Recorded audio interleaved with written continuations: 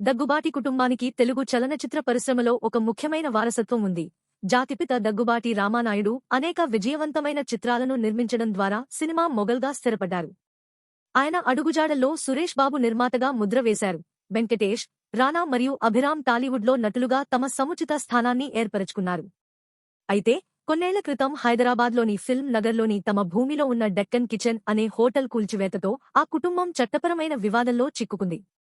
Lease గడువు ముగిసినా అవసరమైన అనుమతులు లేకుండా హోటల్ కార్యకలాపాలు కొనసాగిస్తున్నట్లు ఆరోపణలు రావడంతో జీహెచ్ఎంసీ అధికారులు కఠిన చర్యలు తీసుకుని డక్కన్ కిచెన్ను కూల్చివేయడం పరిశ్రమలో సంచలనం రేపింది.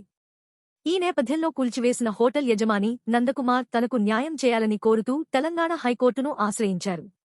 దీనిపై స్పందించిన కోర్టు విచారణ సందర్భంగా జీహెచ్ఎంసీ కమిషనర్, నిర్మాత సురేష్ బాబు గైర్హాజరు కావడంపై అసంతృప్తి వ్యక్తం చేసింది. కోర్టు స్టే ఆర్డర్ ఉన్నప్పటికీ కూల్చివేతపై బెంచ్ ప్రశ్నలు లేవనెత్తింది. కోర్టు ధిక్కారానికి అవకాశం ఉందని సూచించింది. తదనంతరం కోర్టు ఆదేశాలకు వ్యతిరేకంగా డెక్కన్ కిచెన్ను క్రూరంగా కూల్చివేశారని ఆరోపిస్తూ నందకుమార్ సురేష్ బాబు, వెంకటేష్, రానా మరియు అభిరామ్లపై పోలీసులకు ఫిర్యాదు చేశారు. నాంపల్లి కోర్టు విచారణ జరిపి నిందితులు దగ్గుబాటి కుటుంబ సభ్యులపై ఐపీసీ సెక్షన్లు 448, 452, 380, 506, 120 కింద కేసు నమోదు చేయాలని, వారు ఎదుర్కొంటున్న న్యాయపరమైన సవాళ్లను తీవ్రతరం చేయాలని పోలీసులను ఆదేశించింది.